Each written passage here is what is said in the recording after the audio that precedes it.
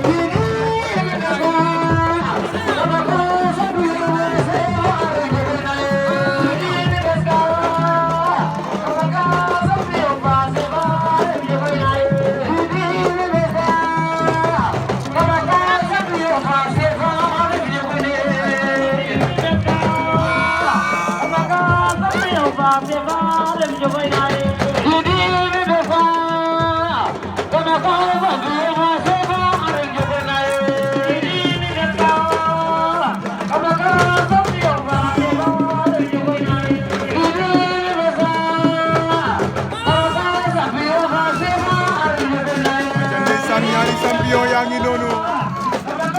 Kamakal ak ki nga xamante ne moo di Sefa Ndong les grands champions de Bambougar Malick Ndiaye ndeysaan nee nañ bés du tuuti borom lay tollool waaw waaw ade Didi mi meska te Kamakal champion ka Sefa Ndong dibida waaw waaw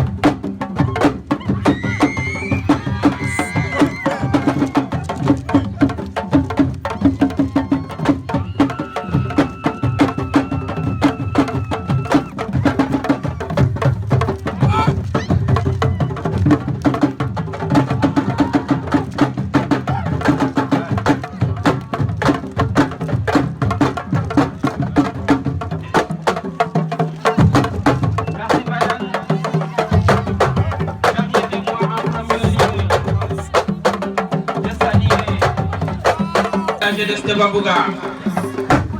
bayang lum lay me jatawali hamba sis jabaronge maga yerwaga yo Ruman magandurung logo pagit sat na sate fo ma pambam logo bandel sen nga jor yakar ne dige ale ci nanga wa male sen doom yi ñoy fecc da nga leen wara tasul tolo ne ay zampa ni nek ci biir di fecc bu do seen doom ak seen ak kenn tasul leen ko bu dee bëgg ngeen leen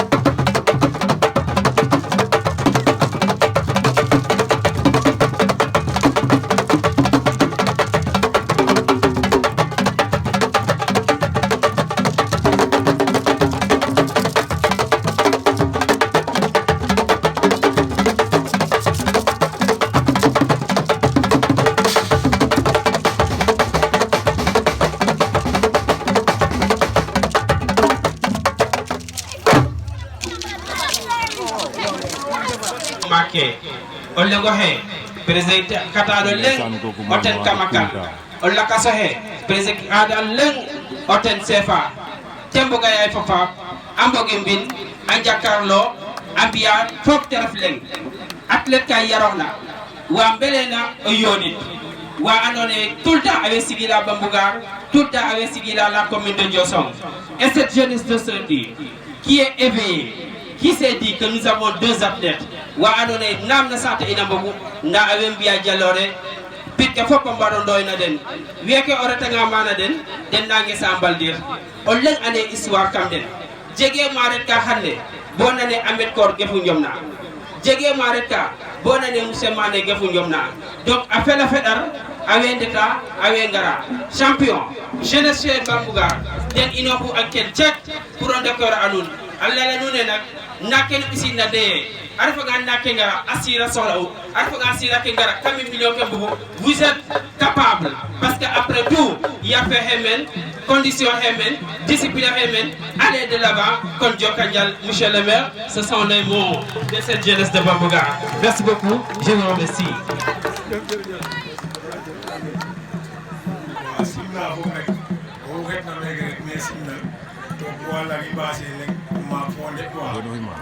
to kontaanani kede fiyeɗa hannde te ref ko anne acte fam normal ref to ana ɓaata ina encouragé a in i contana ten a paax a paax vraiment i njege ndabit Bambougar quoi parce que inaga ngana naga mbiya ciñin sa i départ na mbe ciñin a mbiyen suta doole den a mbiyan ay kon i contanani kaga paax a paax ndeya roga wasanen me ɓaat xewol fane quoi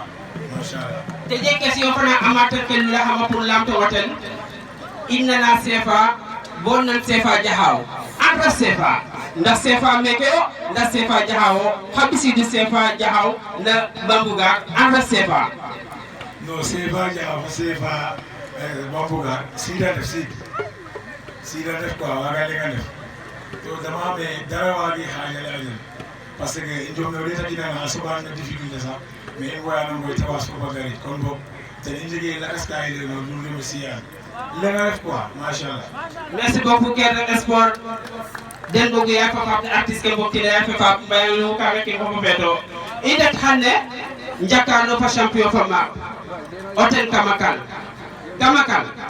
haye go hanne cero yefog yayi fandaronga fofa ko fandarong sate o fandarong perke ngara njaabi ɗon amateur ke ngara yuki ɗon e mbaɗe refna table le arbitre fi bulungu zonkas o mbago fa ref président des arbitres hanne haye go alhamdulillahi rabbil alamin sant yàlla non kontaan ma kontaan bo waaye moom lay quoi parce que kii a beta i moom wax dëgg loo xam sax sax i nee naa ngeen nay dañ lay yokkute ba day yéegin quoi ada indi naa sinna ina sa dafa fop sinna fop ko ni en damtine en damta en daga i nda kenal ndatan ran ba ko makwe fi ngote parte fi ay makwe fop ran ñu damta en daga i ada indi bu ko merci beaucoup je pense que l'essentiel a été dit amateur yi yakamte nañ combat yi kon xam naa ne Mbaye ak Loum nakit cosaan Dakar moo ngoom no fokk cosaan la joko njal